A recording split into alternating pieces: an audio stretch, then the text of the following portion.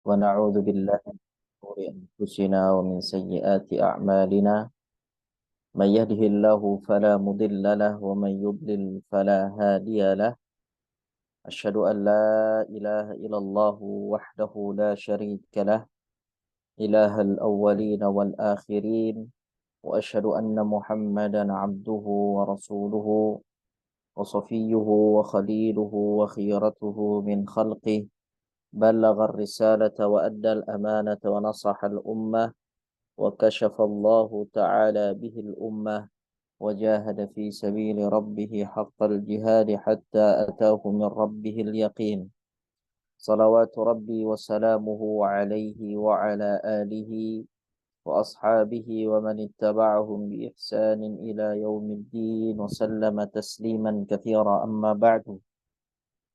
Jamaah sekalian dirahmati Allah Subhanahu wa taala. Alhamdulillah, kita bersyukur kepada Allah Tabaraka wa Ta'ala atas segala nikmat yang Allah Azza wa Jalla limpahkan kepada kita semua. Hingga detik ini Allah Tabaraka wa Ta'ala kembali mempertemukan kita dalam majelis ilmu, yang dimana kita selalu berharap dan meminta kepada Allah Azza wa Jalla, dengan bertambahnya ilmu kita maka bertambah juga amal kita, bertambah juga keimanan kita, khasyah, mahabbah, raja kita kepada Allah Tabaraka wa Ta'ala. Karena itu adalah ilmu yang bermanfaat. Oleh karenanya Allah Tabaraka wa Ta'ala mengatakan kepada Nabi sallallahu alaihi wasallam, "Wa qur rabbi zidni ilma." Katakanlah, wahai Rabbku, tambahkanlah ilmuku. Hanya ilmu yang bermanfaatlah yang kemudian dapat menambahkan keimanan kita kepada Allah, kecintaan kita kepada Allah, khasyah kita kepada Allah, dan harapan kita kepada Allah Azza wa Jalla. Salawat serta salam semoga selalu terlimpahkan dan tercurahkan kepada junjungan besar Nabi kita Muhammad sallallahu alaihi wasallam, kepada para sahabat dan keluarga beliau ila yaumiddin. Baik, jemaah sekalian dirahmati Allah Tabaraka wa Ta'ala. Insyaallah di pertemuan kali ini kita akan melanjutkan pembahasan kita dalam tema tentang olahraga hati, di mana pembahasan besar yang kita masih berada di dalamnya adalah agar amal tidak sia-sia.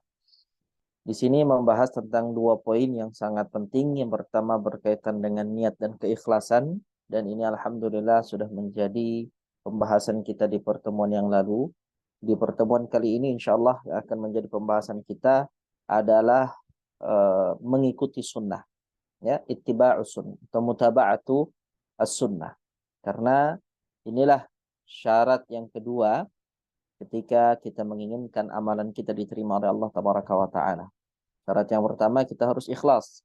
Kita harus meniatkan apapun dari ibadah yang kita lakukan, itu kita lakukan hanya untuk mengharapkan ridho dari Allah Tabaraka wa Ta'ala.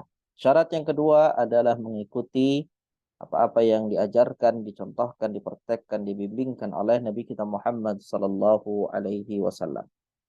Baik, untuk materi kita di siang hari ini, kita meminta kesediaannya kepada Ibu, siapa kira-kira ya? Kalau Ibu Hertianda bagaimana? Apakah bisa membacakan materi kita di siang hari ini? Ya Halaman Ustaz, 200. Bisa ya? ya insya Allah halaman berapa Ustaz saya kemarin ya? Halaman 227 Ibu. 227. Ya, dengan judul mengikuti sunnah. Ya, sebentar Ustaz.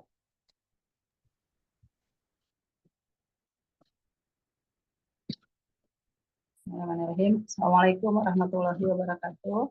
Waalaikumsalam warahmatullahi wabarakatuh. Mengikuti Bismillahirrahmanirrahim. Mengikuti sunnah. Syarat diterimanya amal yang kedua adalah harus sesuai dengan sunnah Nabi Shallallahu Alaihi Wasallam. Dasar hukum ini diambil dari hadis Aisyah radhiyallahu anha yang mengatakan bahwa Rasulullah Shallallahu Alaihi Wasallam bersabda, yang artinya barang siapa yang membuat hal baru dalam urusan ibadah yang tidak ada dasar hukumnya atau bid'ah, maka ia tertolak. Sementara menurut riwayat Muslim, yang artinya barang siapa melakukan amalan yang tidak didasari perintah kami, maka ia tertolak. Hadis ini merupakan dasar yang agung di antara dasar-dasar Islam. Kalau hadis yang menyebutkan sesungguhnya amal perbuatan itu disertai niat adalah sebagai neraca amalan dari sisi internal. Hadis di atas adalah sebagai neraca amalan dari sisi eksternal. Amal yang tidak didasari perintah Allah dan Rasul-Nya akan tertolak. Sebagaimana orang yang melakukan amalan dengan tujuan selain Allah tidak akan mendapat pahala. Dengan demikian, sabda beliau, Rasulullah SAW, yang tidak didasari perintah kami, adalah isyarat bahwa semua amal perbuatan hendaklah sesuai dengan syariat Islam. Hukum syariat yang berupa perintah dan larangan adalah hakim. Oleh sebab itu, amalan yang selaras dengan hukum-hukum Allah akan diterima. Sebaliknya, amalan yang keluar dari ketentuan syariat akan tertolak. Nabi SAW telah menunjukkan jalan yang seharusnya mereka lalui agar kelak pada hari kiamat tidak termasuk orang-orang yang terperdaya. Yaitu yang artinya dalam surat Al-Kahfi ayat 104, orang-orang yang telah sia-sia perbuatannya dalam kehidupan dunia ini, sedangkan mereka menyangka bahwa mereka telah berbuat sebaik-baiknya. Beliau juga bersabda dalam hadis Irbad bin Sariyah yang artinya, siapapun di antara kalian yang masih hidup, niscaya akan menyaksikan banyak perselisihan setelah masaku. Karena itu, berpegang teguhlah pada sunnahku dan sunnah khulafaur rasyidin yang mendapat petunjuk. Gigitlah sunnah-sunnahku dengan gigi geraham dan hindarilah hal-hal baru dalam soal agama.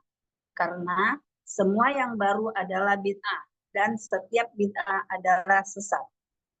Ini adalah berita dari Rasulullah SAW mengenai apa yang terjadi pada umatnya setelah masa lalu berlalu, yaitu banyaknya perselisihan dalam masalah pokok agama dan cabang-cabangnya, juga dalam amal perbuatan, perkataan, dan keyakinan.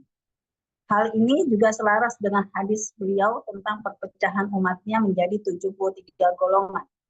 Semuanya masuk neraka, kecuali satu, yaitu kelompok yang konsisten dengan ajaran beliau dan para sahabat. Hadis ini mengandung perintah untuk berpegang teguh pada sunnah Rasulullah SAW dan sunnah khulafaur rasyidin. Pada saat terjadi perpecahan dan perselisihan sesudah masa beliau, sunnah adalah jalan yang harus dilalui. Hal itu meliputi keteguhan dalam berpegang pada sunnah beliau dan sunnah khulafaur rasyidin yang berupa keyakinan, perbuatan, dan perkataan. Itulah sunnah yang sempurna. Ulama salaf memutlakan sunnah dengan ketiga dengan ketiga cukup cakupan tersebut. Sabda beliau, gigitlah sunnah-sunnahku dengan gigi geraham, adalah kiasan menggambarkan kuatnya berpegang teguh pada sunnah. An-Nabiyah An-Nawajis artinya gigi geraham. Sabda beliau, dan hindarilah hal-hal yang baru dalam agama, karena semua yang baru adalah bid'ah dan setiap bid'ah adalah sesat. Adalah peringatan bagi umat untuk tidak mengikuti hal-hal yang baru dan bid'ah. Hal itu dikuatkan dengan sabda beliau, setiap bid'ah adalah sesat.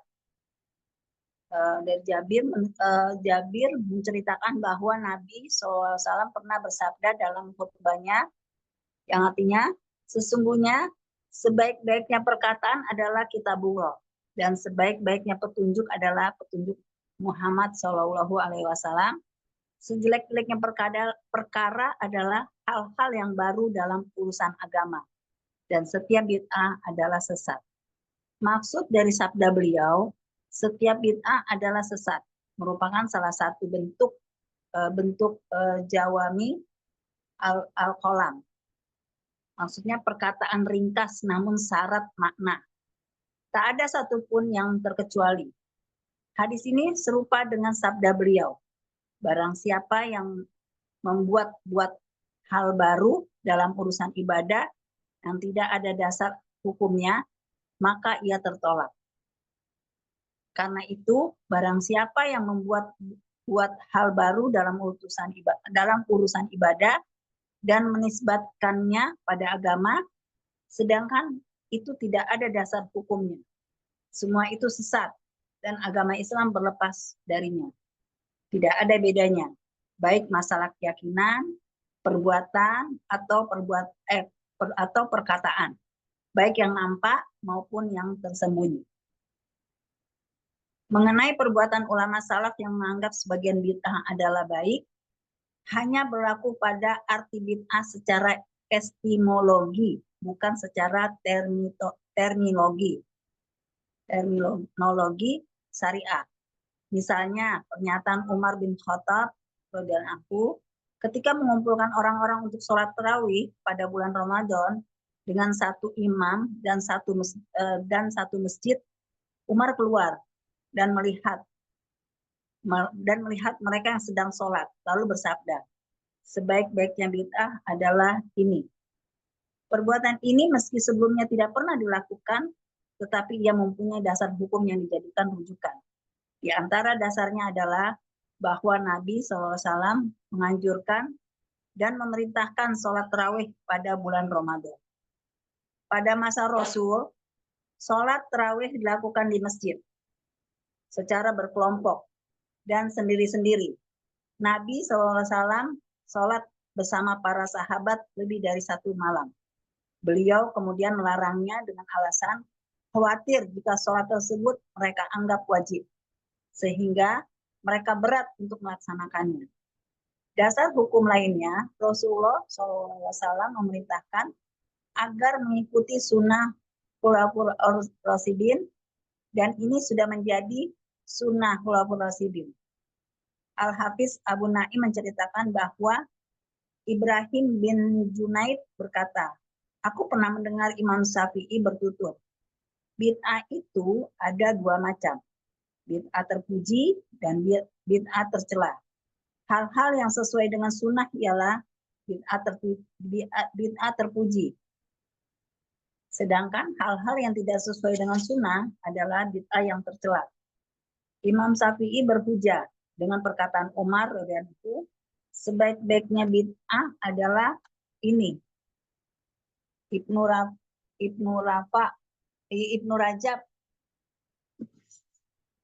Rajab berkata, rahimahullah ya. Maksud perkataan Imam Syafi'i tersebut adalah bahwa dasar bid'ah yang tercela ialah hal-hal yang tidak mempunyai dasar hukum yang bisa dijadikan rujukan. Itulah bid'ah menurut terminologi syariat.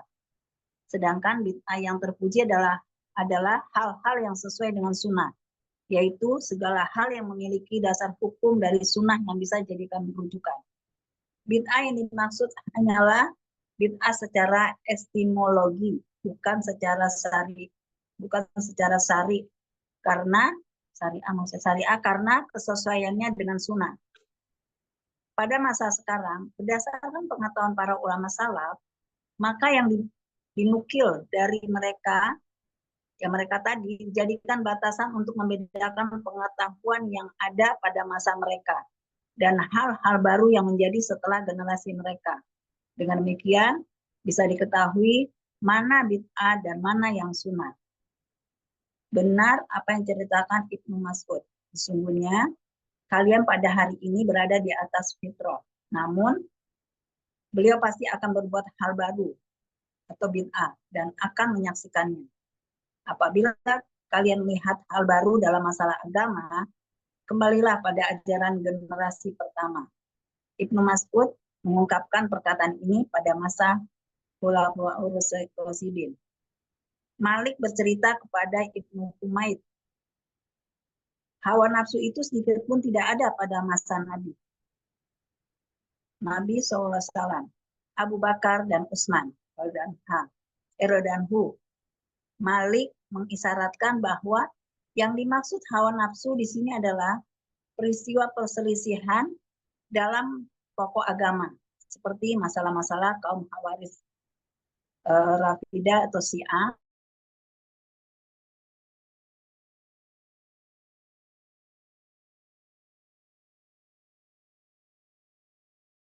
Mereka berasumsi bahwa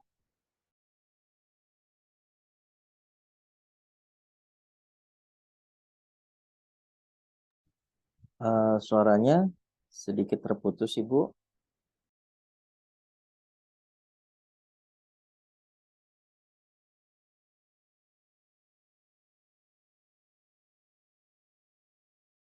Mungkin terpencet ya ininya. Dibisukan. oh iya. Nah, Iya Ustaz. Tadi kepencet. tadi sampai ini seperti masalah-masalah kaum Khawarij, Rafidhah, Syiah. Ya. Sampai mana Ustaz? Yang kaum Khawarij, Rafidhah, Syiah, Murji'ah dan kelompok lain. Tadi ada ini, kok jadi nggak ketemu? Murji'ah. Ini pada hari yang kayak. Oh ya. Pulang dari Malik bercerita kepada Ibnu Humaid, hawa nafsu itu sedikit pun tidak ada pada masa Nabi SAW, Abu Bakar dan Utsman radhiyallahu. Malik mengisyaratkan bahwa yang dimaksud hawa nafsu di sini adalah peristiwa yang perselisihan antara pokok agama, seperti masalah-masalah kaum Khawarij, Rafidah atau Syiah, Murji'ah, dan kelompok lain yang mengkafirkan kaum muslimin, serta menghalalkan darah dan harta benda mereka. Mereka berasumsi bahwa pelaku dosa kekal di neraka, atau menganggap orang-orang tertentu dari umat ini fasik.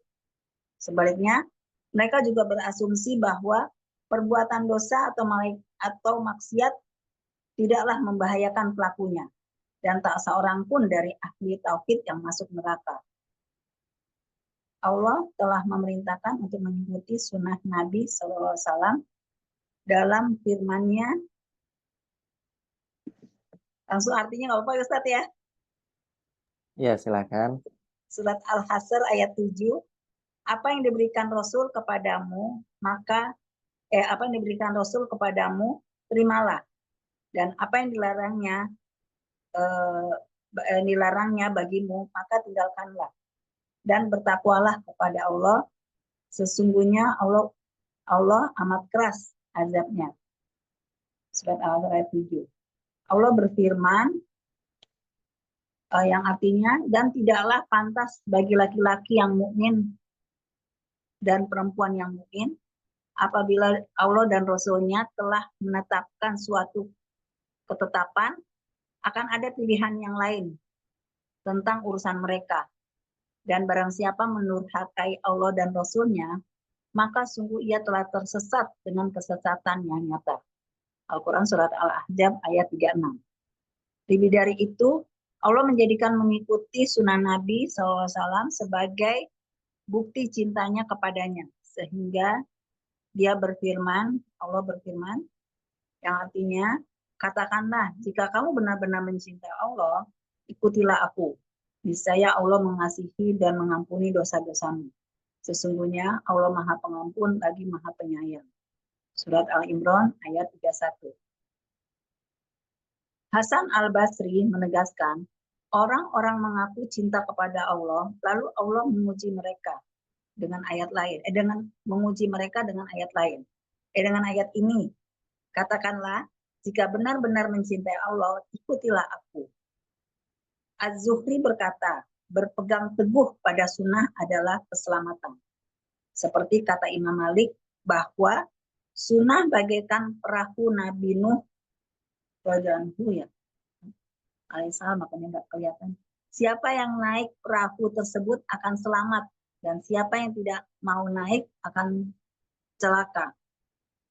Sufyan berkata, perkataan saja tidak akan diterima kecuali disertai dengan amal perbuatan. Perkataan dan amal tidak akan lurus melainkan dengan niat. Perkataan, amal, dan niat juga tidak akan lurus kecuali selaras dengan sunnah.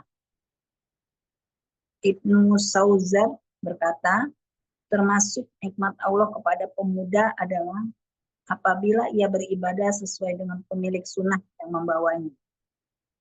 Al-Mu'tamar bin Sulaiman berkata, aku pernah mendatangi ayahku ketika aku sedang bersedih. Ayah bertanya, apa yang terjadi padamu? Aku menjawab, temanku meninggal. Meninggal dengan menetapi sunnah. Katanya, iya, jawabku.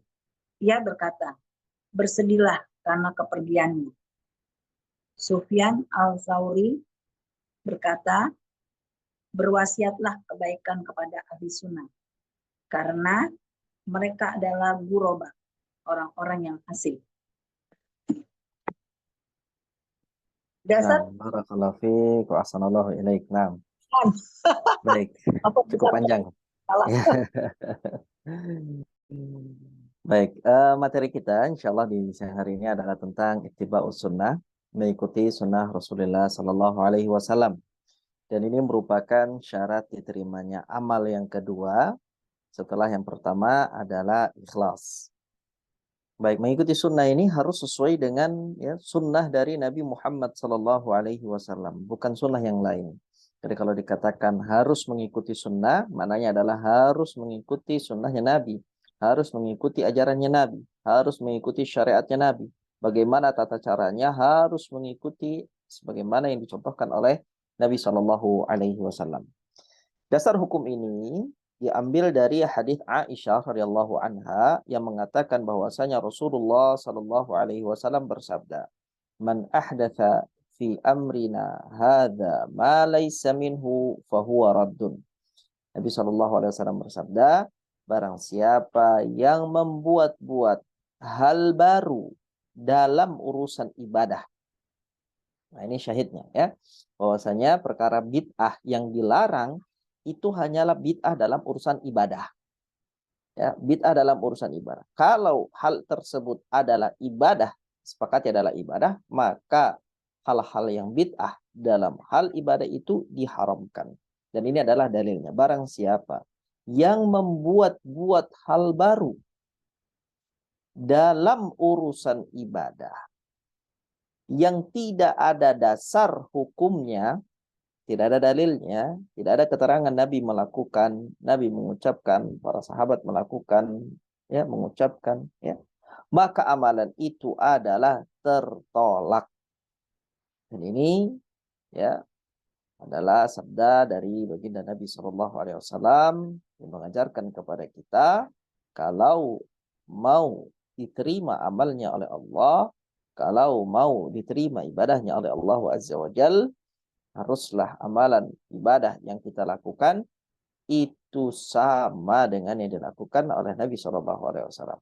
Tata caranya, bagaimananya, ya, langkah-langkahnya, semua dari A sampai Z harus sama. Kalau tidak, maka itu adalah ditolak oleh Allah Taala. Sementara menurut riwayat Muslim, ya, riwayat Muslim, Nabi Shallallahu Alaihi Wasallam bersabda, "Man amila amalan laisa alaihi amruna fahuwa raddun." Barang siapa yang melakukan amalan yang tidak didasari perintah kami. Apa maknanya? Berarti ibadah itu tidak ada perintahnya. Karena kita kalau mau beribadah kepada Allah harus ada perintahnya terlebih dahulu dari Nabi Shallallahu Alaihi Wasallam. Nabi perintahkan berarti Allah yang memerintahkan. Ya, kalau Nabi tidak perintahkan, Nabi tidak lakukan, Nabi tidak contohkan, para sahabat tidak ada yang melakukan dan mencontohkan, berarti ini masuk ke dalam perkara muhdats atau disebut dengan perkara bid'ah dalam agama. Dan ini dilarang. Baik, barang siapa yang melakukan amalan yang tidak didasari perintah kami, maka amalan itu tertolak. Hadis ini merupakan dasar yang agung di antara dasar-dasar Islam. Jadi ini merupakan hadis pokok yang harus diketahui oleh setiap muslim. Kalau hadis yang menyebutkan sesungguhnya amal perbuatan itu disertai niat adalah sebagai neraca amalan dari sisi internal, maka hadis di atas, ya, man amila amalan laisa alaihi amruna fahuwa raddun, adalah sebagai neraca amalan dari sisi eksternalnya. Jadi kalau dari sisi internalnya, neraca amalan itu adalah innamal amalu binniyat. Ya, dari sisi dalamnya, dari hatinya. Jadi kalau dari hatinya, maka dalilnya innamal amalu binniyat. Sesungguhnya amalan perbuatan itu tergantung niatnya. Kalau niatnya untuk Allah diterima, tidak untuk Allah, untuk dunia, untuk selain Allah maka ditolak. Itu dari sisi dalamnya, batinnya.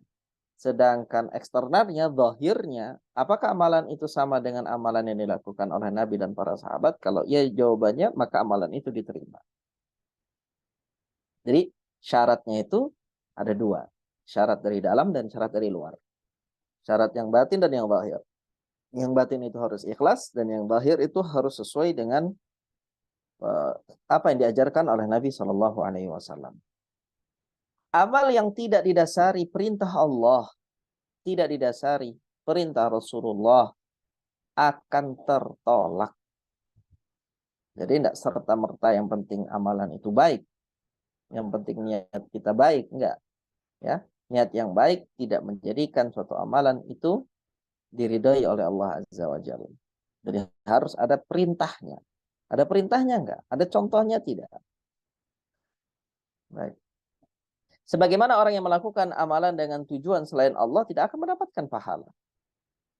Salatnya sesuai sunnah Rasul, tapi salatnya untuk mendapatkan pujian manusia, tidak akan diterima dan tidak akan mendapatkan pahala.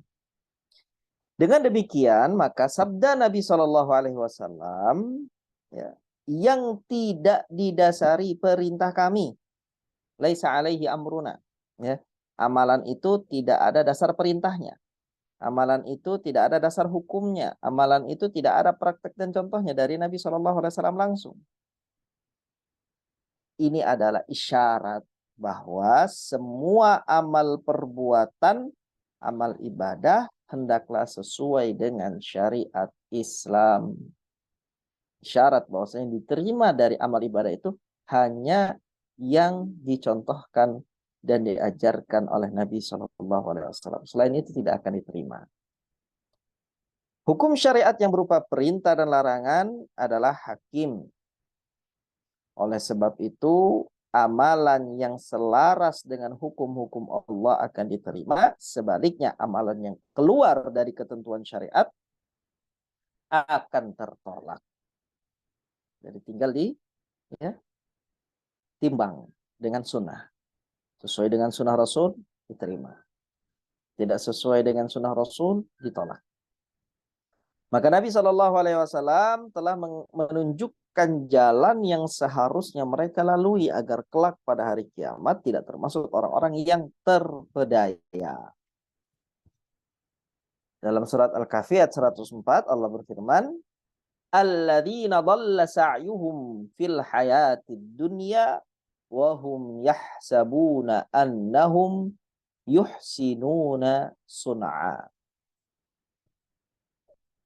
Yaitu orang-orang yang telah sia-sia perbuatannya dalam kehidupan dunia ini. Jadi dia sudah beramal, sudah banyak sekali mengamalkan amalan kebaikan, tapi Allah vonis amalan kebaikan itu adalah amalan yang sia-sia. Ya.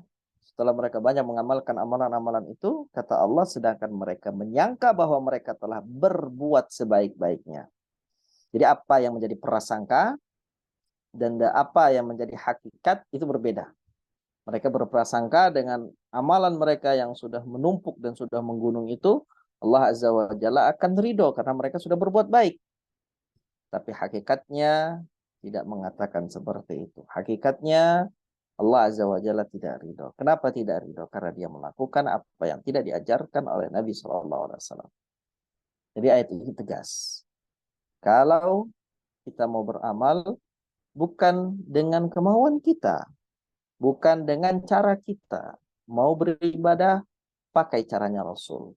Karena Rasul itu diutus oleh Allah Azza wa Jalla adalah untuk mempraktekkan kepada kita agama yang Allah inginkan dari kita. Ya, bagaimana beribadah kepada Allah?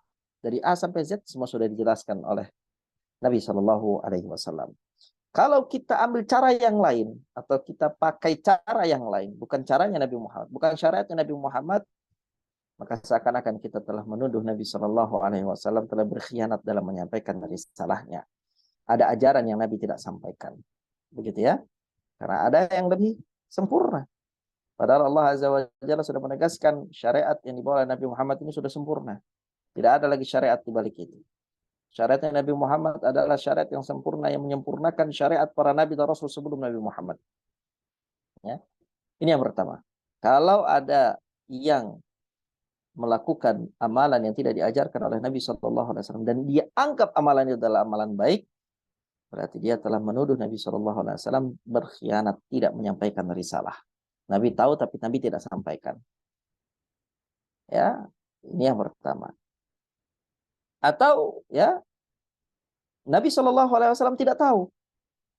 Berarti sama saja dia memvonis Nabi SAW ya tidak lebih tahu dari dirinya tentang apa yang Allah inginkan. Dan ini berat tentunya. Menuduh Nabi Muhammad adalah sosok yang jahil, yang bodoh, ini kekufuran. Atau menuduh Nabi SAW adalah sosok yang berkhianat dalam penyampaian risalah, ini kekufuran, zindik.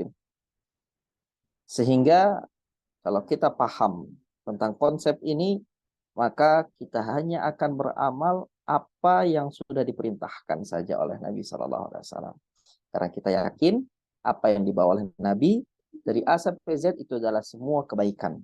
Dari A sampai Z itu adalah kesempurnaan. Itu adalah apa yang Allah inginkan. Tidak ada lagi di balik itu. Ya, kalau ada lagi di balik itu berarti agama ini masih kurang. Syariat ini masih kurang. Tapi tidak.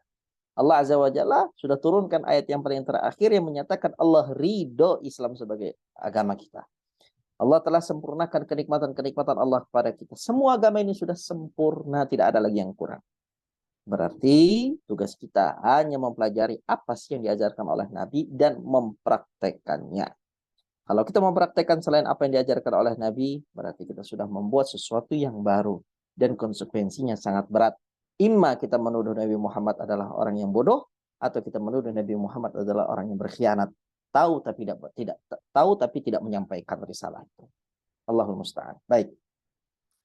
Berikutnya Nabi Shallallahu Alaihi Wasallam dalam hadis Irbad bin Sariyah radhiyallahu anhu, Nabi bersabda, "Fa innahu man ya'ish minkum fasayara ikhtilafan katsira atau yara ba'di ikhtilafan katsira. Fa'alaikum bisunnati wa sunnatil khulafa'ir rasyidin al-mahdiyyin."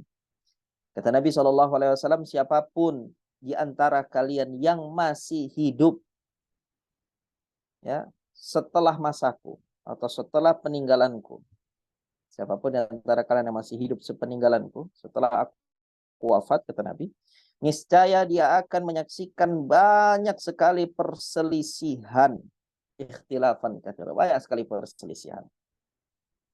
Maka ketika Nabi sudah mengabarkan kepada kita bahwasanya di akhir zaman atau sepeninggalan Nabi SAW langsung akan banyak sekali perselisihan, Nabi berikan solusi kepada kita. Apa solusinya? Fa'alaikum bisunnati. Maka hendaknya kalian berpegang teguhlah pada sunnahku wa sunnatil khulafa'ir rasyidin al-mahdiyyin, dan sunnah para khulafa'ur rasyidin yang mendapatkan petunjuk dari Allah. Jadi ya, ini pegangan.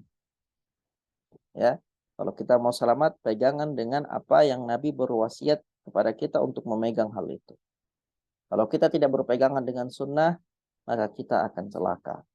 Kalau kita tidak berpegangan dengan apa yang Nabi wasiatkan kita untuk berpegangan dengan itu, maka kita akan hancur di dunia dan ataupun di akhirat. Jamaah.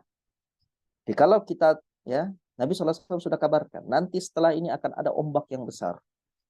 Kuncinya bagaimana? Kuncinya sudah dikasih tahu sama Nabi. Ya, akan banyak perbedaan pendapat, akan banyak perselisihan pendapat, akan banyak ya warna yang bermacam-macam, yang bervariasi. Mana yang harus diikuti? Nabi SAW bersabda, hendaknya kalian berpegang teguh dengan sunnahku. Kalau kita memahami apa yang Nabi SAW sampaikan ini, maka dalam beragama semuanya akan mudah. Jadi kita tidak perlu untuk membuat sesuatu atau capek-capek dalam beramal, berpikir, ya, berkreasi dalam beramal. Tidak butuh, ya. Dan kita pun tidak akan bingung. Ada orang yang bilang seperti ini, ada orang sana bilang seperti itu, jamaah sana bilang seperti ini, jamaah sana, ya, jamaah situ mengatakan seperti itu. Perbedaan pendapat tidak akan bingung karena pegangan kita satu.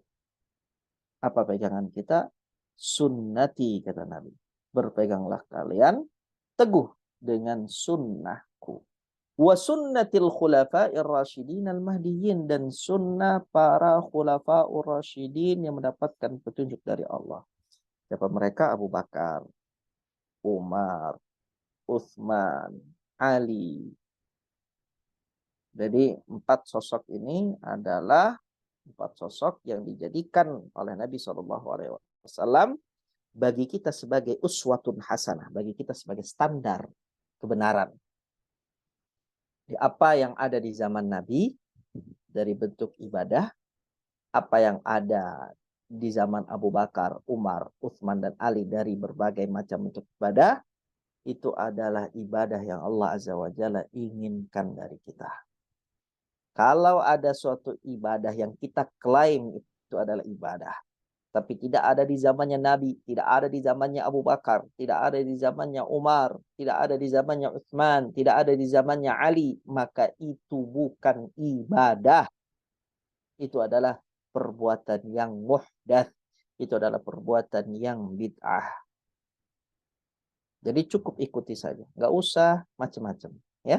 Cukup ikuti apa yang diperintahkan oleh Nabi. Kalau Nabi tidak perintahkan, kita tidak perlu untuk mengamalkan.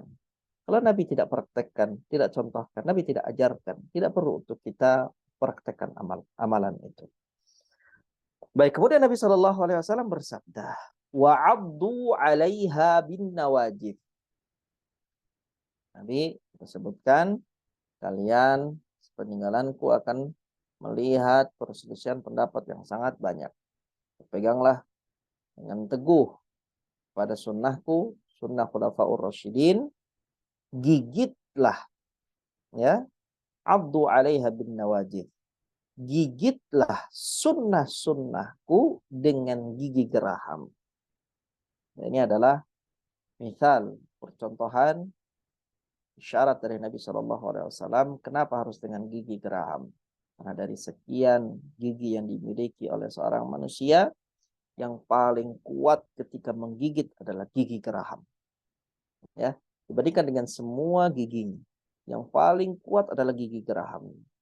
Oleh karena itu Nabi perintahkan, kalau kalian melihat berbagai macam perselisihan pendapat, ya, maka berpegang teguhlah dengan sunnahku. Gigitlah sunnahku itu. Maksudnya apa? Pegang, jangan dilepas. Amalkan, praktekkan, ya. Mati dalam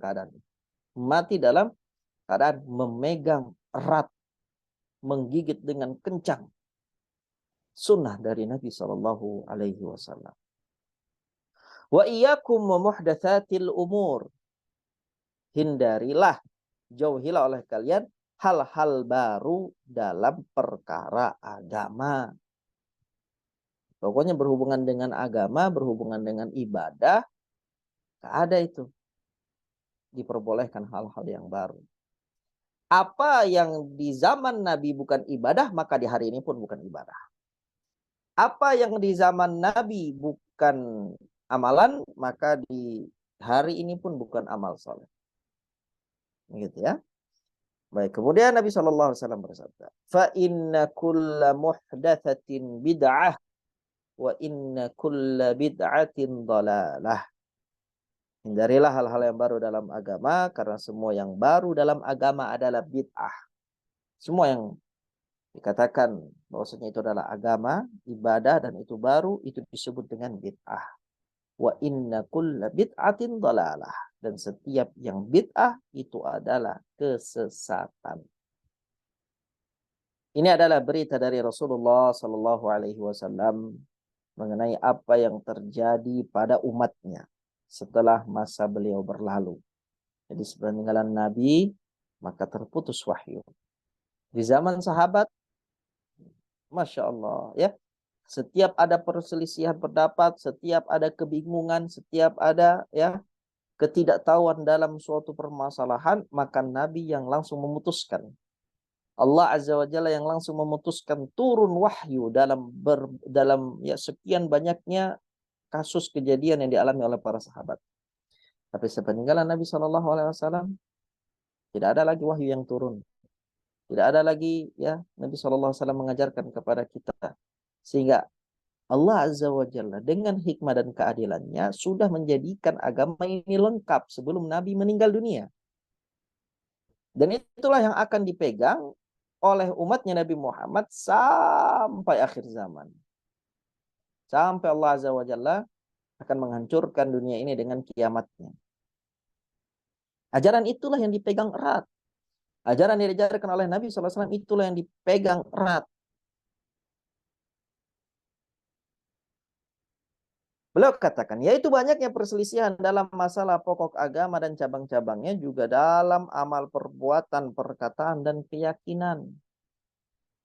Kita akan dapati bahwasanya perkara baru dalam agama itu bukan hanya yang berkaitan dengan fikih-fikihnya saja, ya, syariat-syariatnya saja, amalan zahirnya saja, tetapi juga banyak hal-hal bid'ah yang berkaitan dengan keyakinan. Maka di sini disebutkan, ya, hal ini juga selaras dengan hadis Nabi SAW tentang perpecahan umatnya menjadi 73 golongan.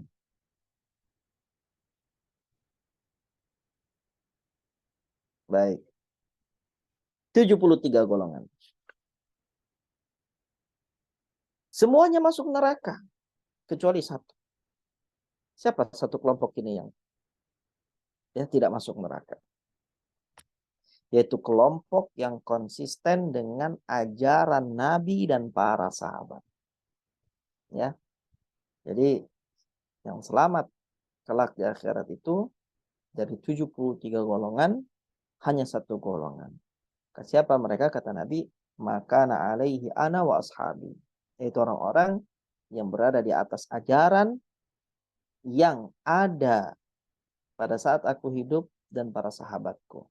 Jadi apa yang diamalkan oleh Nabi, apa yang diajarkan oleh Nabi, apa yang diamalkan oleh para sahabat, apa yang diajarkan oleh para sahabat, itulah ajaran yang satu-satunya kelompok yang berada di atasnya lah yang akan selamat. Selainnya akan masuk ke dalam neraka, waliyadzubillah. Hadis ini mengandung perintah untuk berpegang teguh pada sunnah Rasulullah SAW dan sunnah Khulafaur Rasyidin. Pada saat terjadi perpecahan dan perselisihan sesudah masa beliau, sunnah adalah jalan yang harus dilalui. Nggak ada jalan yang lain. Jalannya cuma satu. Mengikuti tata cara dan ajaran Nabi. Selain jalan ini, maka kehancuran dan kesesatan. Hal itu meliputi keteguhan dalam berpegang pada sunnah beliau dan sunnah Khulafaur Rasyidin yang berupa keyakinan, perbuatan, dan perkataan. Inilah sunnah yang sempurna. Ulama salaf memutlakkan sunnah dengan 3 cakupan tersebut. Sabda Nabi SAW, gigitlah sunnahku, ya, sunnah-sunnahku dengan gigi geraham.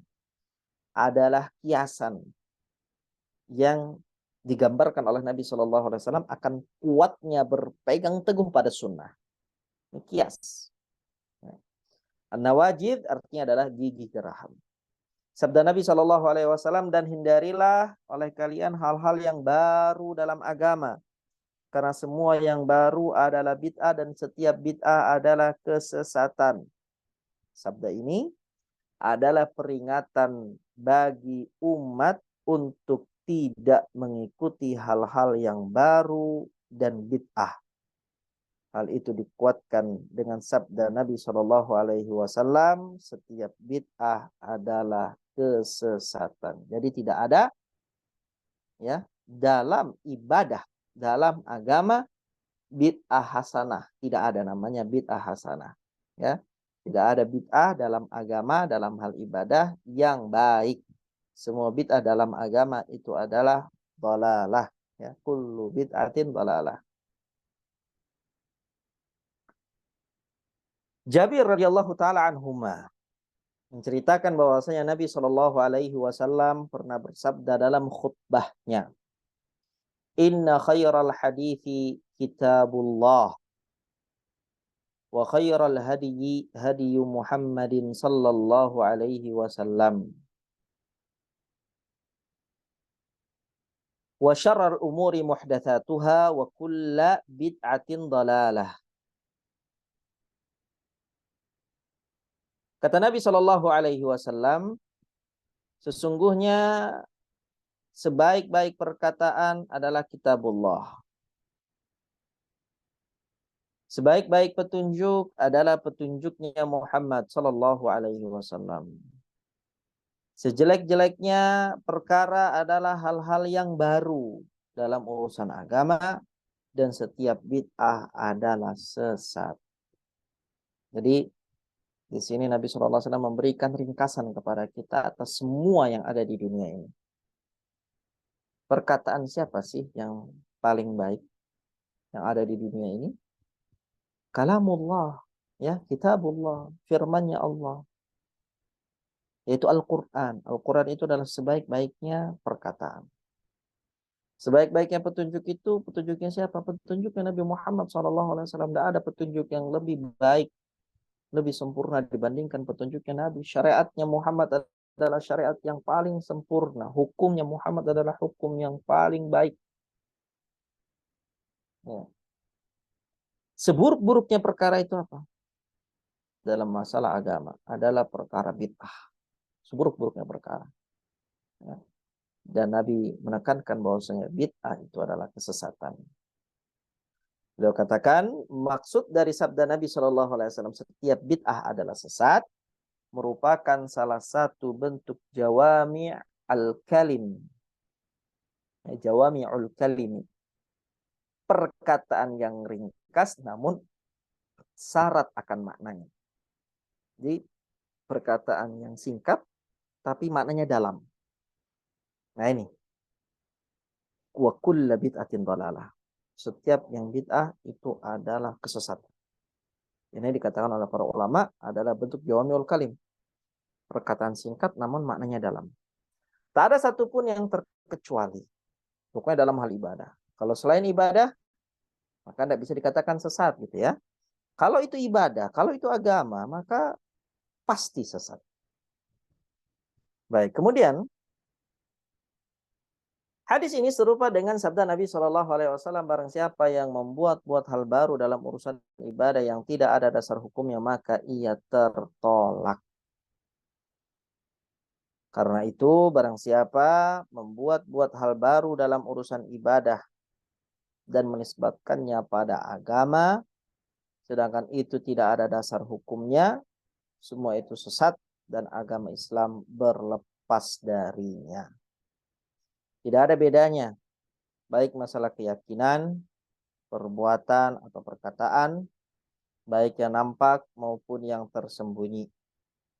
Mengenai perkataan ulama salaf yang menganggap sebagian bid'ah adalah baik, hanya berlaku pada arti bid'ah secara etimologi, bukan secara terminologi syariah. Ada beberapa ya perkataan yang sampai kepada kita dari athar ya para sahabat atau perkataan para ulama yang mengatakan adanya bid'ah hasanah. Baik, bagaimana kita memahami perkataan ini? Sedangkan tadi kita sudah mendapatkan pencerahan dari Nabi SAW langsung bahwasanya setiap bid'ah itu adalah kesesatan. Lalu bagaimana perkataan Umar bin Khattab? Lalu bagaimana tadi ya perkataan Imam Syafi'i tentang adanya bid'ah hasanah? Baik, bid'ah hasanah di sini dipahami ya, maksudnya adalah pengertian bid'ah secara etimologi, secara bahasa. Jadi definisinya adalah definisi ibadah, definisi bahasa apa ya? Pengertiannya ada pengertian bahasa. Bid'ah secara bahasa, bukan bid'ah secara istilah, bukan bid'ah secara terminologi. Misalnya perkataan atau pernyataan Umar bin Khattab radhiyallahu anhu ketika mengumpulkan orang-orang untuk sholat tarawih pada bulan Ramadan dengan satu imam dan satu masjid. Tarawih yang sampai sekarang kita lakukan di setiap bulan Ramadan. Ya, ini ya kalau kita tarik benang ke zamannya Umar bin Khattab, maka Umarlah yang mengumpulkan hal itu. Umarlah yang kemudian membuat tarawih.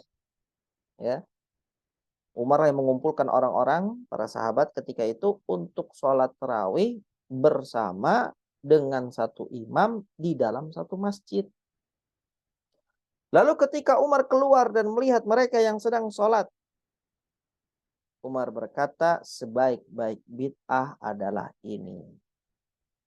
Maka kita pahami kata bid'ah yang diucapkan oleh Umar ini bukan bid'ah secara istilah, tapi bid'ah secara bahasa. Ya, bid'ah secara bahasa itu adalah sesuatu yang baru. Ya, kalau bid'ah secara istilah adalah sesuatu yang baru dalam agama. Baik, di sini dipahami bagaimana Umar bin Khattab radhiyallahu taala anhu tidak memaksudkan bid'ah di sini adalah bid'ah dalam urusan agama. Kenapa? Karena Nabi Shallallahu Alaihi Wasallam lah yang telah mensyariatkan tarawih berjamaah. Jadi bukan Umar yang membuat pertama kali. Nabi SAW pertama kali yang mensyariatkan, lalu Nabi tinggalkan, khawatir itu akan menjadi sesuatu yang wajib bagi kaum muslimin. Jadi ketika Nabi SAW masih hidup, Nabi pernah mengumpulkan para sahabatnya. Ya, atau lebih tepatnya ketika Nabi sholat, para sahabat langsung menjadi makmumnya Nabi. Tahajud, malam, Ramadan. Ya, malam yang pertama, para sahabat ya ada beberapa yang menjadi makmumnya Nabi. Di malam yang kedua, para sahabat ya semakin banyak. Malam yang ketiga semakin banyak yang hadir. Lalu malam berikutnya Nabi SAW tidak keluar. Ketika ditanya alasannya, karena Nabi SAW khawatir kalau itu berkelanjutan, maka Nabi khawatir tarawih itu akan menjadi wajib dan umatnya Nabi Muhammad tidak akan mampu untuk istiqomah dalam melaksanakannya. Sehingga kalau nanti tidak ya dijalankan jadi dosa. Dan itu tidak mau. Nabi SAW tidak mau untuk memberatkan umatnya. Itulah sayangnya Nabi Muhammad kepada kita. Ya, karena sesuatu itu adalah sesuatu yang Allah Azza wa Jalla tidak wajibkan. Nabi tidak mau untuk konsisten melakukan itu. Karena Nabi tahu bahwasanya Nabi itu dicontoh. Ya, Nabi itu dicontoh oleh umatnya. Kalau itu dirutinkan oleh Nabi, maka Allah Azza wa Jalla akan ya menjadikan itu sesuatu yang wajib atas umatnya. Baik. Jadi yang pertama kali melakukan tarawih itu bukan Umar bin Khattab, tapi Nabi SAW. Nabi SAW kemudian tinggalkan setelah 3 hari. Setelah Nabi SAW wafat, Abu Bakar wafat, begitu ya. Umar bin Khattab melihat di masjid para sahabat itu sholatnya sendiri-sendiri. Ya, ada yang berjamaah di sana, ada yang berjamaah di sini, ada yang sholat sendiri sana, sholat sendiri, semuanya berpencar.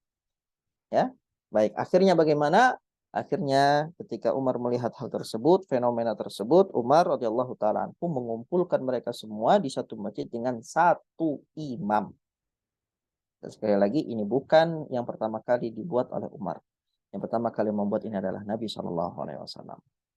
Sehingga sebaik-baik bid'ah adalah ini yang diucapkan oleh Umar itu kategori bid'ah secara bahasa, bukan bid'ah secara istilah. Baik, kemudian dikatakan, perbuatan ini meski sebelumnya tidak pernah dilakukan, tetapi ia mempunyai dasar hukum yang bisa dijadikan rujukan. Dasar hukumnya apa? Nabi pernah lakukan. Jadi bukan bid'ah gitu ya. Kalau bid'ah itu Nabi tidak pernah lakukan. Baik. Di antara dasarnya adalah bahwa Nabi SAW menganjurkan dan memerintahkan sholat tarawih pada bulan Ramadan. Pada masa Rasul, sholat tarawih dilakukan di masjid secara berkelompok dan sendiri-sendiri. Nabi SAW sholat bersama para sahabat lebih dari 1 malam. Beliau kemudian melarangnya dengan alasan khawatir jika sholat tersebut mereka anggap wajib sehingga mereka berat untuk melaksanakannya. Baik. Jadi ini ya. Pembahasan tentang tarawihnya. Dan kalau kita perhatikan Umar bin Khattab radhiyallahu taala anhu yang mengumpulkan para sahabat di satu masjid dengan satu imam, Umar bin Khattab pun tidak ikut tarawih di situ. Nah, kalau kita lihat ya, perkataannya tadi kan ketika Umar keluar dan Umar melihat, barulah dia mengatakan ya nikmatul bid'atu hadhihi, ya. Sebaik-baik bid'ah adalah ini. Ya, Umar tidak ikut gitu ya. Baik, kemudian disebutkan dasar hukum lainnya, Rasulullah SAW memerintahkan agar mengikuti sunnah khulafaur rasyidin, dan ini sudah menjadi sunnah khulafaur rasyidin. Ya, sudah diperintahkan oleh Umar bin Khattab, gitu ya. Dan Umar bin Khattab kan termasuk khulafaur rasyidin. Berarti ajarannya Umar itu termasuk ajaran yang sudah di-ACC oleh Nabi SAW. Ya, hadis yang tadi, "Fa'alaikum bisunnati wa sunnatil khulafair rasyidin." Ya. Setelah saya meninggal nanti kalian akan banyak melihat perselisihan pendapat. Maka berpegang teguhlah dengan sunnahku dan sunnah para khulafaur rasyidin setelahku. Yang mereka mendapatkan bimbingan dan hidayah dari Allah. Peganglah sunnah-sunnahku dan sunnah para khulafaur rasyidin itu dengan gigi geraham kalian. Berpegang eratlah dengan sunnah-sunnahku dan sunnah-sunnah para khulafaur rasyidin. Berarti ijtihadnya Umar.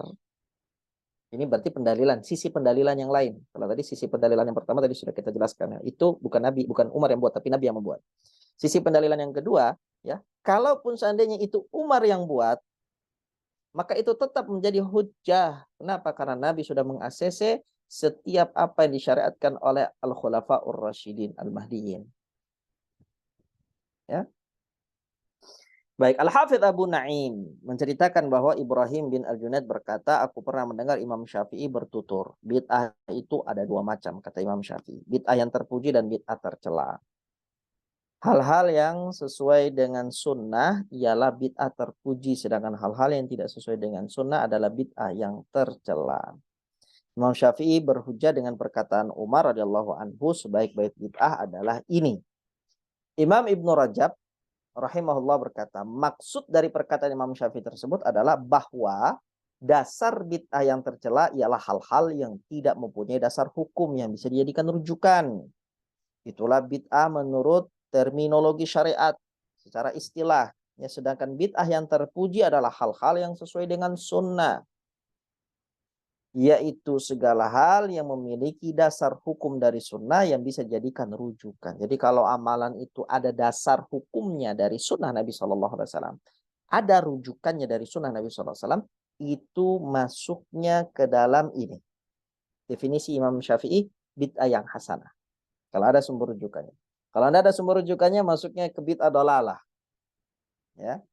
Yaitu segala hal yang memiliki dasar hukum dari sunnah yang bisa dijadikan rujukan. Bid'ah yang dimaksud hanyalah bid'ah secara etimologi. Jadi secara bahasa saja, ya, bukan secara syariat karena kesesuaiannya dengan sunnah. Pada masa sekarang, berdasarkan pengetahuan para ulama salaf, maka yang dinukil dari mereka tadi dijadikan batasan untuk membedakan pengetahuan yang ada pada masa mereka dan hal-hal baru yang terjadi setelah generasi mereka. Dengan demikian bisa diketahui mana yang bid'ah dan mana yang sunnah. Benar apa yang diceritakan oleh Ibnu Mas'ud radhiyallahu taala anhu. Apa kata Ibnu Mas'ud? Sesungguhnya kalian pada hari ini berada di atas fitrah. Ini diucapkan ketika Ibnu Mas'ud masih hidup. Jadi masih banyak para sahabat yang hidup. Ya, di kalangan para tabi'in. Namun kalian pasti akan berbuat hal baru bid'ah dan akan menyaksikannya. Apabila kalian melihat hal baru dalam masalah agama, kembalilah pada ajaran generasi pertama. Generasi pertama siapa? Para sahabat. Ya. Ibnu Mas'ud mengungkapkan perkataan ini pada masa Khulafaur Rasyidin. Malik bercerita kepada Ibnu Humaid bahwasanya hawa nafsu ini sedikit pun tidak ada pada masa Nabi SAW. Hawa nafsu itu tidak ada pada masa Abu Bakar dan Utsman radhiyallahu anhuma. Imam Malik mengisyaratkan bahwa yang dimaksud hawa nafsu di sini adalah peristiwa perselisihan dalam pokok agama. Seperti masalah-masalah kaum Khawarij, ya, Rafidhah, Syiah, Murji'ah, dan kelompok lainnya yang mengkafirkan kaum muslimin serta menghalalkan darah dan harta benda mereka. Jadi kelompok-kelompok, ya, yang menyimpang dari ajaran Nabi SAW ini, ya, Rafidhah, Syiah, Khawarij, Murji'ah. Nah, ini, ya, mereka tidak ada pada zaman Nabi, tidak ada pada zaman Abu Bakar, ya, Umar, Utsman, gitu ya.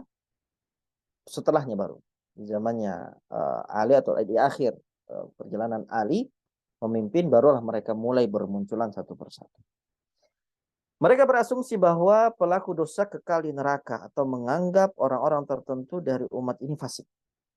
Sebaliknya mereka juga berasumsi bahwa perbuatan dosa atau maksiat tidaklah membahayakan pelakunya dan tak seorang pun dari ahli tauhid yang masuk neraka. Allah Ta'ala telah memerintahkan untuk mengikuti sunnah Nabi SAW dalam firman-Nya. Dalam surat Al-Hasyr ayat yang ke-7. وَمَا آتَاكُمُ الرَّسُولُ فَخُذُوهُ وَمَا نَهَاكُمْ عَنْهُ فَانْتَهُوا وَاتَّقُوا اللَّهَ إِنَّ اللَّهَ شَدِيدُ الْعِقَابِ. Apa yang diberikan Rasul kepada kalian, terimalah. Maksudnya apa? Apa yang Nabi perintahkan, kerjakan. Ya, apa yang Nabi perintahkan, kerjakan. Apa yang Nabi larang bagi kalian, tinggalkanlah. Jadi seperti itu, sesimpel itu beragama. Apa yang Nabi ajarkan, apa yang Nabi perintahkan, laksanakan, praktekkan, kerjakan. Tapi kalau Nabi larang, tinggalkan. Dan bertakwalah kepada Allah, sesungguhnya Allah amat keras adabnya. Di ayat yang lain, ya, di Al-Ahzab ayat 31, Allah Azza wa Jalla berfirman, "Wa ma kana lil mu'minin wala mu'minatin idza qadallahu wa rasuluhu amran ay yakuna lahumul khiyaratu min amrihim. Wa may ya'sillaha wa rasulahu faqad dhalla dhalalan mubina." Kata Allah Azza wa Jalla di dalam ayat ini, dan tidaklah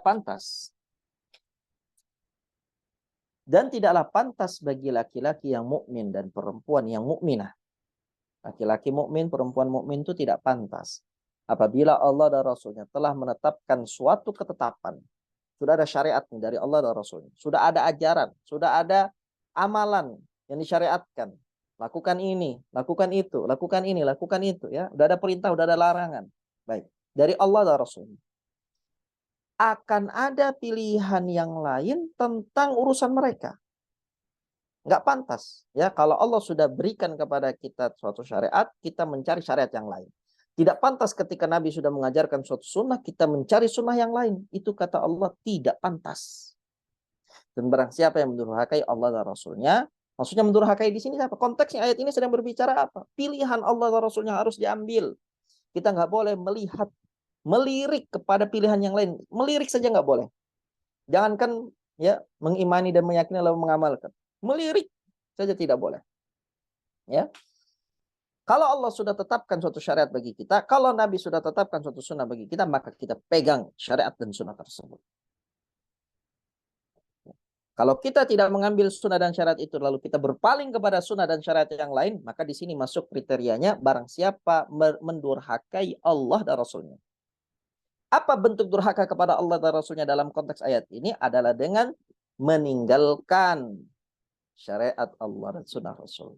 Berpaling dari syariat Allah dan sunnah Rasul kepada syariat dan sunnah yang lain. Ini adalah bentuk bermaksiat, mendurhakai Allah dan Rasulnya. Maka sungguh ia telah tersesat dengan kesesatan yang nyata. Lebih dari itu, Allah Azza wa Jalla menjadikan mengikuti sunnah Nabi SAW itu sebagai bukti cintanya kepada Allah. Ini sudah dipatenkan. Siapa yang cinta sama Allah, ikuti sunnah Rasul. Ya, simple. Cinta sama Allah, ikuti sunnah Rasul. Kata Allah Azza wa Jalla dalam Ali Imran ayat 31, "Qul in kuntum tuhibbunallaha fattabi'uni yuhibbukumullah wa yaghfir lakum dzunubakum wallahu ghafurur rahim. Katakanlah, jika kamu benar-benar mencintai Allah, ikutilah aku. Ikutilah Nabi Muhammad. Ya, niscaya Allah akan mengasihi dan mengampuni dosa-dosamu. Jadi simpel, kalau kita cinta sama Allah dan kita ingin Allah mengampuni dosa kita, Allah sayang sama kita, ikuti Nabi Muhammad. Apa yang dilakukan, lakukan. Apa yang ditinggalkan, tinggalkan. Apa yang dilaksanakan, laksanakan. Apa yang tidak dilaksanakan, tinggalkan. Ya, sesungguhnya Allah Maha Pengampun lagi Maha Penyayang. Al-Hasan Al-Basri rahimahullah menegaskan, orang-orang mengakui cinta kepada Allah, ya, ada orang-orang yang mengklaim mereka cinta kepada Allah, lalu Allah menguji mereka dengan ayat ini. Jadi ayat ini Allah turunkan pada orang-orang yang mengklaim bahwasanya mereka cinta kepada Allah. Maka Allah uji kecintaan mereka dengan hal ini. Apa? Ikuti Rasulullah.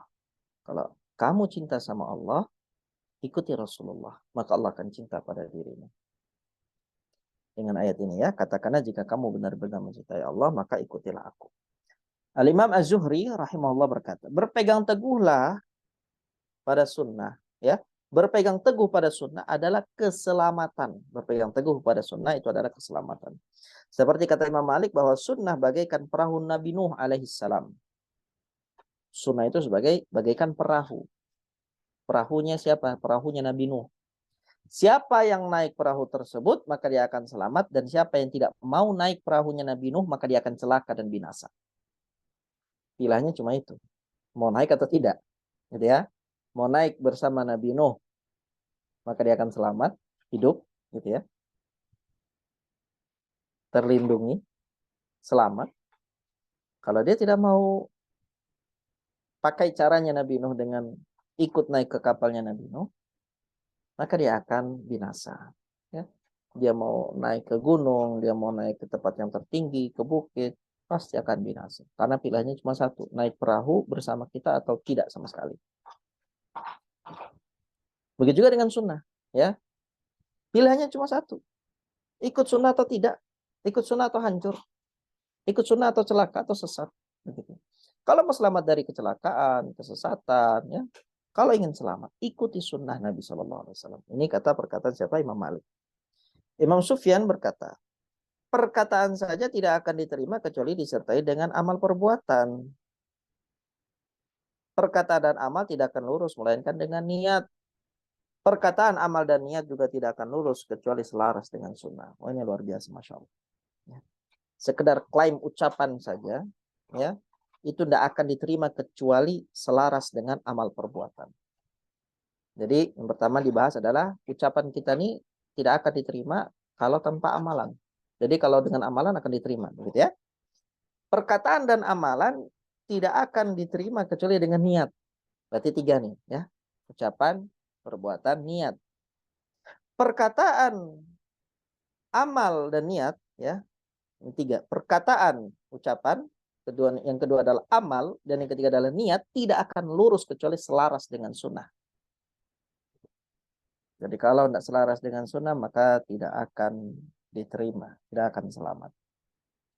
Ibnu Syaudzah berkata, rahimahullah, termasuk nikmat Allah kepada seorang pemuda adalah apabila ia beribadah sesuai dengan pemilik sunnah yang membawanya. Maksudnya sesuai dengan sunnah yang Nabi SAW. Al-Mu'tamir bin Sulaiman berkata, aku pernah mendatangi ayahku ketika aku sedang bersedih. Ya, dia datang kepada ayah. Dan dia sedang dalam keadaan, ya, sedih. Maka ayahnya bertanya kepadanya, malaka, apa yang terjadi padamu? Lalu dia berkata, aku menjawab, temanku baru saja meninggal. Mata sadiqun li. Temanku baru saja meninggal. Ayahku bertanya kepadaku, hal mata ala sunnah? Apakah dia mati? Apakah dia meninggal dalam keadaan memegang sunnah? Kataku, iya. Ya. Nah, dia meninggal dalam keadaan berpegang teguh kepada sunnah. Kemudian bapakku berkata, tahzan alaihi, apakah engkau bersedih atas kepergiannya? Ya, dia meninggal dalam keadaan sunnah. Rasa kita lebih bersedih dengan keadaan kita ini. Kita ini tidak tahu, tidak ada yang menjamin apakah kita meninggal dalam keadaan sunnah atau tidak.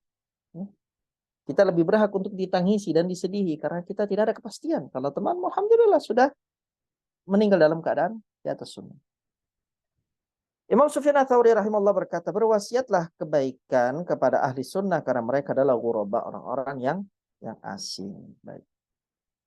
Fa'innahum ghuraba. Baik, ini adalah ya pembahasan kita insyaallah tabaraka wa taala pada pertemuan kali ini. Insyaallah di pertemuan yang akan datang kita akan masuk ke nas-nas yang mencela bid'ah dan pelakunya. Jazakumullah khair, barakallahu fikum. Terima kasih banyak kepada Ibu Herdianda ya yang tadi sudah membacakan materi kita. Jazakallahu khair, barakallahu fik. Setelah ini silakan. Nah, barakallahu fikum. Setelah ini silakan kalau ada yang ingin bertanya kita buka sesi tanya jawab. Barakallahu fikum, jazakumullah khair.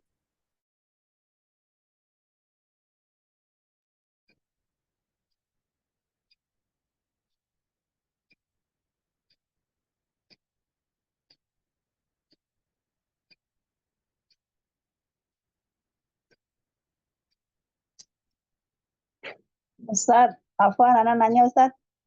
Nah, silakan.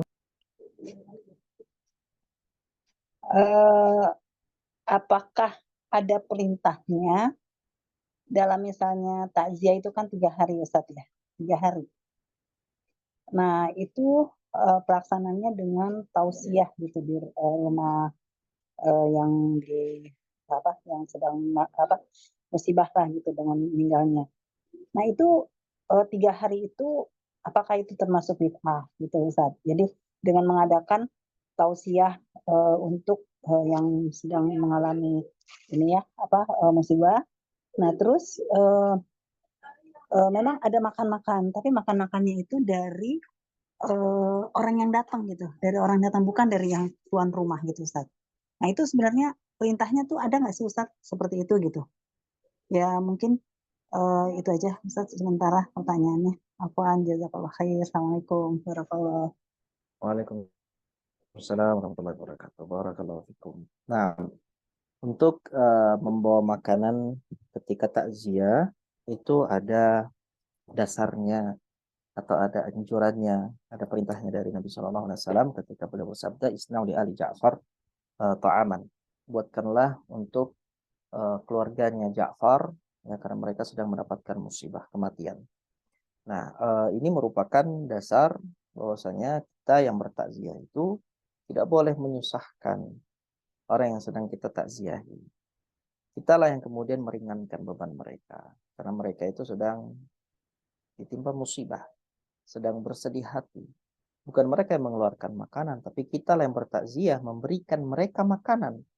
Dan tugas kita lah untuk mendoakan dan menghibur mereka. Jadi takziah itu adalah ya untuk mendoakan dan menghibur, untuk meringankan beban, bukan untuk menambah beban. Wallahu taala alam.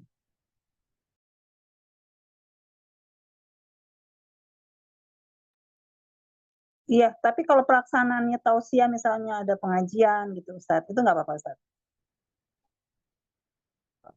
Tausiah. Nah, tausiah ini ya selama itu tidak dijadikan sebagai hal yang harus begitu ya, insya Allah tidak mengapa ya, karena sekedar nasihat ya, insya Allah tidak mengapa kalau itu tidak dijadikan sebagai sebuah syariat atau sunnah yang diharuskan. Nah, Oke, jazakallah Ustaz. Jazakallah. amin wa iyyakum.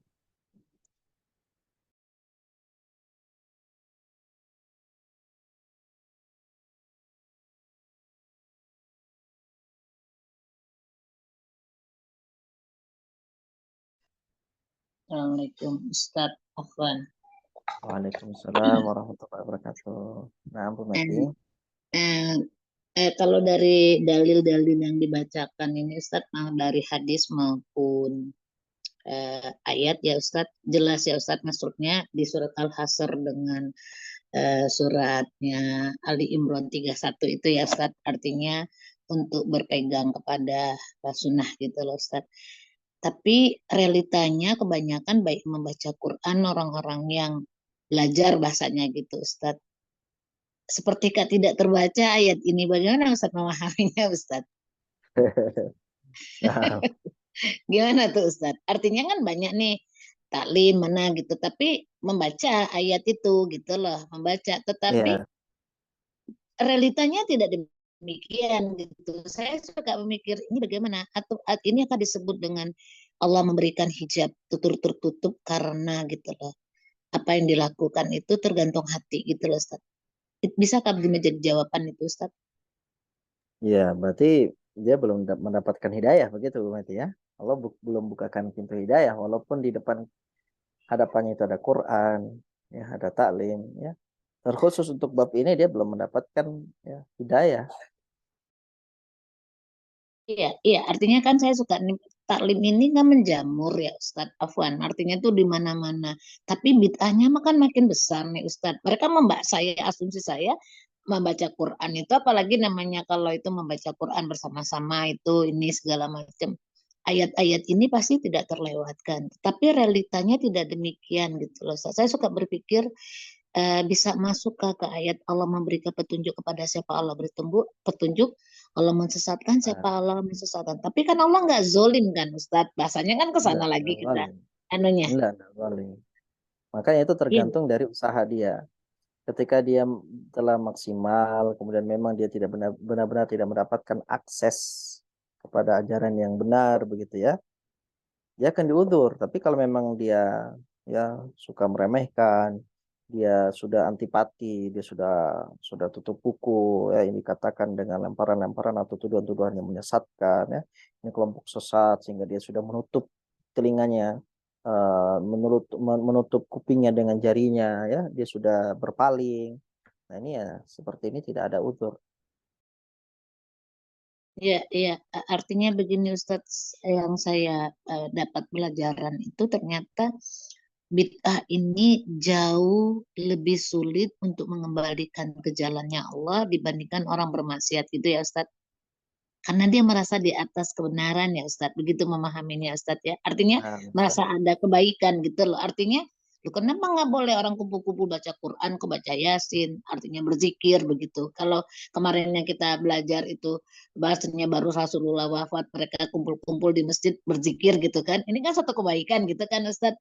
Saya suka berpikir, iya ya kalau bukan yang ada tunggu rasa takut dan sekalian bersyukur Ustadz. Hidayah itu memang milik Allah ya Ustadz. Masya Allah. nah, Artinya, betul. ya artinya itu kan memasukkan rasa luar biasa bersyukur kepada Allah karena saya mengatakan adalah orang-orang yang termasuk tadi melakukan demikian gitu loh Ustadz. Dan ternyata kan tidak mudah untuk kembali gitu loh Ustadz. Ternyata dengan tanpa terasa itu Allah mudahkan. Yang pelaku bid'ahnya sendiri nggak merasa itu suatu kesulitan, tapi dengan betul-betul rahmat pertolongan Allah itu bisa dengan kemudahan itu bukan karena kita, karena Allah menolong gitu loh Ustaz. Padahal ini sesuatu yang tidak mudah gitu loh. Dari ayat dan hadis Allah Rasulullah mengatakan orang yang berada di bid'ah itu nggak mudah dinasehatin gitu loh Ustaz. Saya sampai Masya Allah ya, betapa rasanya nikmat diberikan hidayah. Jadi dulu saya suka bilangnya lip service, artinya suka gini, marilah kita bersyukur atas nikmat iman Islam gitu kan Ustaz, itulah pas gitu loh Ustaz. Tapi setelah Nah, saya rasain, oh iya Masya Allah gitu loh. Artinya ditafakurin perkataan itu di hadis bahasanya, kul in kuntum tuhibunallah, itu kan jelas ya Ustaz. Di sana begitu ngikutin Rasulullah, rewardnya dari Allah tuh luar biasa gitu loh. Tapi itu nggak ya. menjadikan sesuatu yang menggugah hati. Berarti kan ada hijab ya Ustadz. Hijab itu tidak terbuka kecuali akibat dosa gitu ya Ustadz. Saya suka muter-muterin seperti gitu tuh untuk gimana nih ya Ya. artinya menginikan ini kan seperti temboknya luar biasa Ustadz untuk Nah, bagian bagian diri kita yang kita alhamdulillah diberikan Allah hidayah dan petunjuk dengan rahmatnya untuk menyampaikan kepada orang-orang sekarang ini Afwan ini sudah mulai kan maulid di mana-mana kan Ustadz gitu loh nah, menghabiskan saya barusan dapatkan ini mereka pasang-pasang tenda segala macam gitu saya suka sedih gitu loh Ustadz. Di satu sisi berasa bersyukur, apa nih yang harus diperbuat gitu loh Ustadz. Nah, Untuk mengajak orang-orang yang dekat dengan kita bahwa itu menghabiskan seluruhnya, menghabiskan materi, menghabiskan waktu, ya banyak, karena tidak tercatat di sisinya Allah Ta'ala. Begitu Kak Ustaz memahaminya? nah, ya, sahih, nggak akan tercatat. Nah, tidak akan tercatat dan tidak mendapatkan pahala. Iya, tapi Karena kan mereka itu kan melakukan itu dengan betul-betul bahasa mereka tuh ikhlas gitu loh. Bentuk nah, kecintaan kepada Rasulullah gitu loh. Itulah ya, menunjukkan, itu kan jadi terbalik tuh Ustadz. Saya sampai suka, Masya Allah ya Rob. Dan dulu kan saya juga melakukan hal demikian gitu loh Ustadz. nah, ya, Ya. itulah indahnya hidayah. Iya, Sehingga kalau iya, kita artinya paham poin-poin itu, kita tambah bersyukur kepada Allah. ya Ustadz. Makanya saya bilang ini kan bentuk yang namanya tazkiyatun nafs itu demikian ya Ustadz. Cermin seperti Ya, mantul ya Ustadz ya. nah, sahih. Ya, Dan sebagaimana artinya ketika kita dulu dalam kondisi seperti itu, kita akhirnya tergugah, kita akhirnya diajak kepada kebaikan, tentu dengan cara-cara yang baik. Nah, sebagaimana kita ingin diajak dengan cara yang baik, mereka pun seperti itu. Gitu. Kita ajak mereka dengan cara yang baik. Itu mungkin poin-poin yang dapat diambil hikmahnya. baik Ustadz. Jazakallah khair barakallah fik. Suka gundah hati ini Amin. Ustadz. Siap, Junaid. Masya Allah. Masya Allah.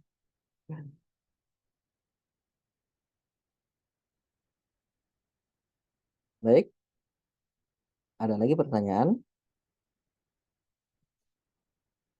Kalau tidak ada, kita tutup insya Allah ya. Kita lanjutkan insya Allah di pertemuan yang akan datang. Jazakumullah khair, barakallahu fikum. Naktafi huna. Insyaallah kita tutup dengan doa kafaratul majlis. Subhanakallahumma bihamdika. Asyhadu an la ilaha illa anta astaghfiruka wa atubu ilaik. Syukran, jazakumullah khair. Assalamualaikum warahmatullahi wabarakatuh. Waalaikumsalam warahmatullahi wabarakatuh. Jazakallah khairan, barakallahu fiik. Amin wa yakum. Amin.